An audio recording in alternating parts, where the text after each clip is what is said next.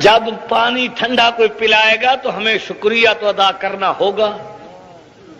پچھلے سال میں جیل میں تھا، نظر بند تھا ملتان جیل میں.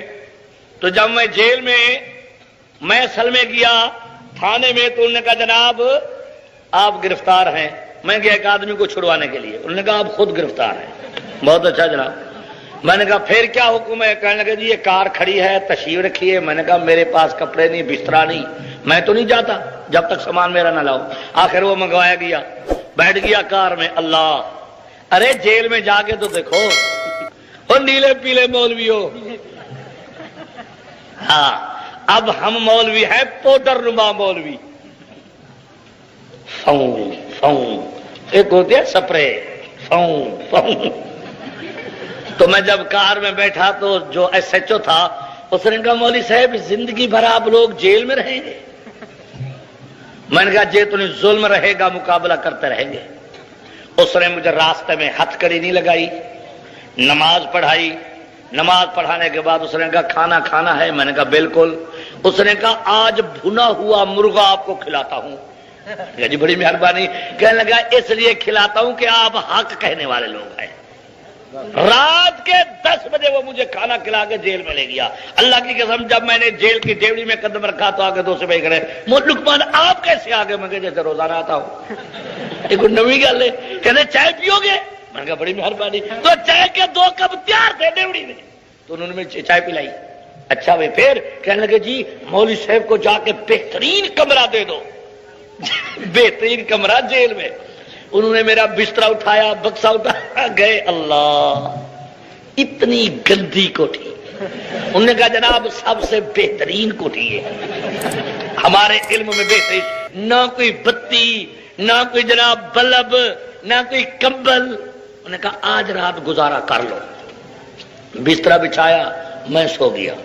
سویر ہوئی، سپرنٹینڈنٹ صاحب آ گئے، ڈپٹی سپرنٹینڈنٹ صاحب. ہاں جناب مولانا آپ کا کیا حال ہے؟ رات اچھی گزری؟ میں نے کہا الحمدللہ. کہنے لگے کوئی تکلیف تو نہیں ہوئی؟ میں نے کہا ایک رات آپ اس سیل میں گزار لیں پتہ لگ جائے گا کہ تکلیف ہوئی کہ نہیں. پاگل کے بچے، جیل ہے ہی تکلیف کا گھر. اللہ اکبر. اتنی گندی جیل میں نے زندگی میں نہیں دیکھی. ایک لاڑکانے کی جیل اور ایک ملتان کی ڈسٹرکٹ جیل. ایسے سمجھو کہ دنیا میں جہنم ہے. لاڑکانے کی جیل اتنے پوچھڑ والے رینٹ کمبلوں میں نہیں، پہلے کہڑے جاتے دروازے پر نہیں گئے. اللہ اللہ اللہ. پھر سندھی اللہ 6 مہینے کپڑے نہیں دھوتے. اللہ اللہ. لاڑکانے جیل میں گیا تو مجسٹریٹ نے مجھے کہا آپ نے صدر ایوب کو کیوں گالیاں دی؟ میں نے کہا جی اب تو ہو گئی، واپس تو نہیں آ سکتی. بتلائیے کون سی گالی میں نے دی؟ بڑا موٹا مجسٹریٹ تھا. ایک جملہ میں نے کہا کہ صدر تو 1 ہفتے کا مہمان ہے. نہیں نہیں ایک اور جملہ ہے تو پڑھ کے سنائیے. اب میں وہ آمد اڈا بتلاؤں؟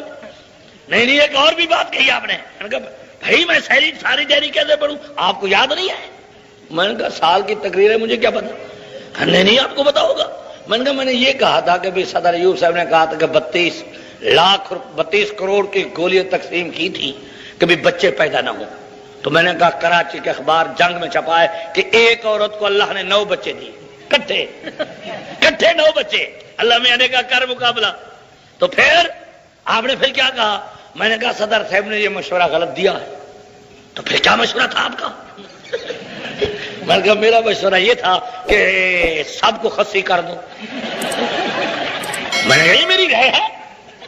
گولیوں سے تو امکان ہے بچہ پیدا ہو جو 9 جو شروع ہو گئے. تو میں نے کہا پہلے صدر غزی ہو جائے، پھر اس کا لڑکے ہو جائے، پھر ہم مولوی ہو جائیں گے، پھر عوام ہو جائے گی. تو میں نے کہا یہ مشورہ ہے، کوئی جرم تو نہیں ہے. ملک آزاد ہے، مشورہ